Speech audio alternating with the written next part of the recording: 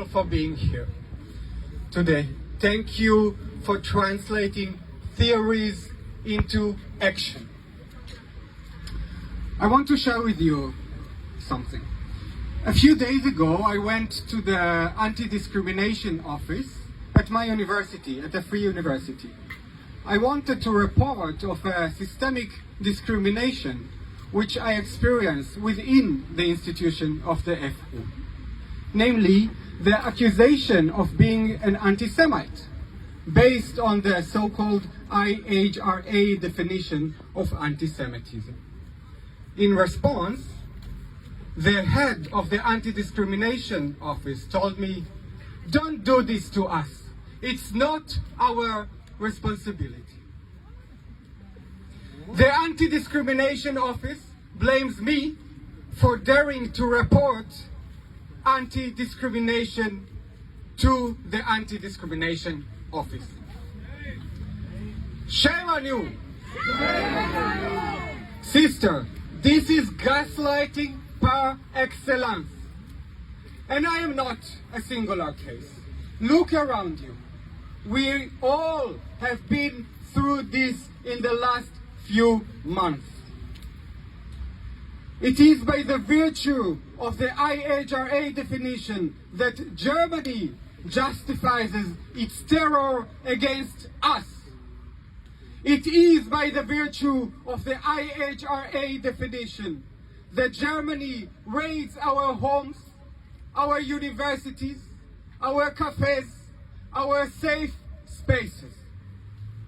Sisters, our universities gave up on us. They gave up on academic freedom. They gave up on science. They gave up on scientists. But we did not. As students, we still have some scientific questions to ask. Let us start by this one. During a meeting with the president of the FU, Mr. Günther Ziegler, which I attended, the president insisted that the FU stays loyal to the IHRA definition of anti-Semitism. The IHRA definition is a product of a notorious US-based Zionist lobby organization. And this organization has a name. It's called American Jewish Committee. The IHRA definition is a product of a political, nationalist interests of a nation state. So, Mr. President, why did the FU adopt the non-scientific definition of anti-Semitism? Mr. President, while countless scientific accounts are dealing with the question of what anti-Semitism is, the decision to commit to a singular, a non-scientific definition is indeed an act against science, against scientists, and the very principle of academic thinking, of critical thinking, which is the essence of academia. Sisters, just to put things in context, according to the IHRA definition of anti-Semitism, anyone who acknowledges the humanity also of Palestinians must be understood as an anti-Semite. Following this logic, we have no other choice but to remain loyal to the anti-Semitism which has been defined by the IHRA definition of anti-Semitism. So why do the FU follow this definition, Mr. President?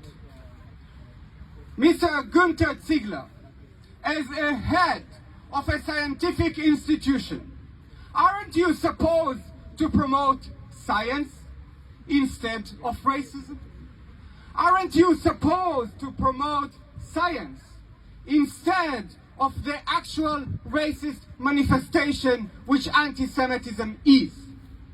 Aren't you supposed promote science instead of genocide. You should have known better. Shame on you. Shame on you. Shame on you. Shame on you. Shame on you. Shame on you. Sisters, no one has ever prepared us for a genocide. No one has ever prepared us to live in a state that promotes genocide. The heartbreaking reality that unfolds in front of our eyes is the very reason why we act the way we do. Unlike the elite of Germany's educational system, we know why genocide is wrong. We don't have the privilege to entertain ourselves with gaslighting. Because as history taught us, we know that we are the next in line. We have no other choice but to insist on democracy, on academic freedom, on human rights, on the implementation of international law. We have no other choice but to insist on what has been promised to us under the name Germany. We know what is ours and what we deserve. If not thanks to Germany, we will get it despite Germany. Sisters, please keep on what you are doing. Keep on organizing. Keep on being visible. Keep on taking care of each other the way you do. I am proud of you. I am proud of us. Thank you, sister. One last sentence.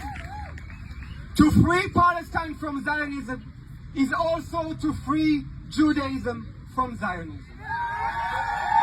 In this sense, free